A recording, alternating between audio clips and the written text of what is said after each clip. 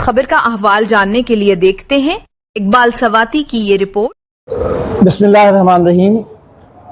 आज Landhi cottage industries action committee की मजलिस आमला का इजलास हुआ, जिसमें इस बात पर गौर किया गया कि हाई कोर्ट में जो हमारा केस है वो मुस्तकिल ताख़ीर का शिकार है और जब से 26वीं आइनी तरमीम हुई है, आइनी बेंचें तश्कील दी गई हैं, उसकी वजह से हम पिलाटीज लांडी कॉटेज इंडस्ट्रीज़ जो 33 साल से दरबदर की ठोकरें खा रहे हैं, KMC ने हमें 1993 के अंदर ये प्लाट दिए थे और गैर ये कहना चाहिए ये प्लाट जो दिए थे ये उन्होंने बेरोज़गार नौजवानों को दिए थे।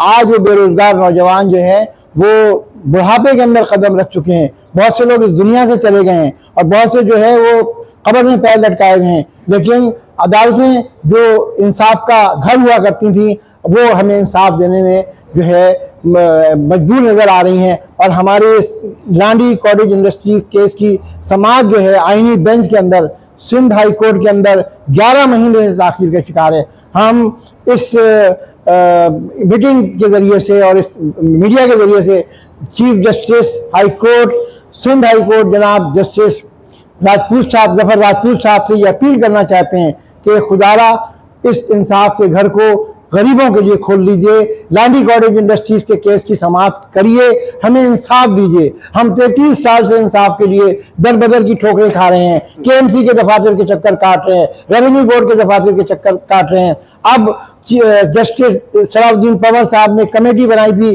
वो चीफ सेक्रेटरी की सरबराही में, उसने ये रिपोर्ट देनी थी हमें और हमें ये ज़मीन मिलनी थी, मगर हमें अब उम्मीद की कोई किरण नज़र नहीं आ रही है। हम अपील करते हैं, हम जो बूढ़े लाठीज़ हैं जो जिनकी उम्र 70 साल और 65 साल हैं उससे ज़्यादा हैं और वो जो है इस वक्त उनकी फाइल भी जो है इसी वजह से कि उम्र रसीदा होने की वजह से रेड फाइल है, फास्ट ट्रैक के ऊपर है, मगर हमारी समाअत नहीं हो रही है। ये 11 महीने के अंदर हमारी 22 समाअतें हो जाना चाहिए थी और हमारा केस जो है वो हल हो जाना चाहिए था, फैसला हो जाना चाहिए था, लेकिन हम मजबूर हैं। तो खुदारा हमारे साथ इंसाफ किया जाए।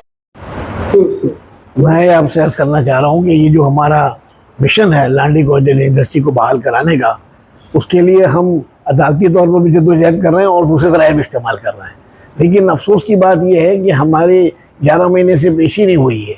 जो पेश लगाई गई थी, एक कमेटी बनाई गई थी जिन्होंने रिपोर्ट पेश करी थी, उसमें रेवेन्यू बोर्ड और KMC और क्या नाम है नहीं वो जो चीफ सेक्रेटरी के सरबराही में, उसकी रिपोर्ट भी अभी तक इसी वजह से सामने नहीं आ सकी कि वो न पेशी हो रही है न वो आके बताने के लिए तैयार हैं। जब ऐसा होगा ही नहीं, जब हमारी पेशी ही नहीं लगेगी तो इंसाफ कहाँ से मिलेगा। तकरीबन हमको 35 साल हो रहे हैं, अब हम इस उम्र के हिस्से में आ चुका हूँ। जब लिया था उस वक्त हम जवान थे, यूनिवर्सिटी से ग्रेजुएट लेने हुए थे, जॉब की तलाश भी कर रहे थे और ये चाहते थे कि अपना काम करें। मेरा ताल्लुक एक बिजनेसमैन फैमिली से है, उसके बावजूद मैंने नौकरी करनी पड़ी मुझे कि मेरे पास अपने रिसोर्सेज होते हुए मुझे कोई काम नहीं कर सकता था।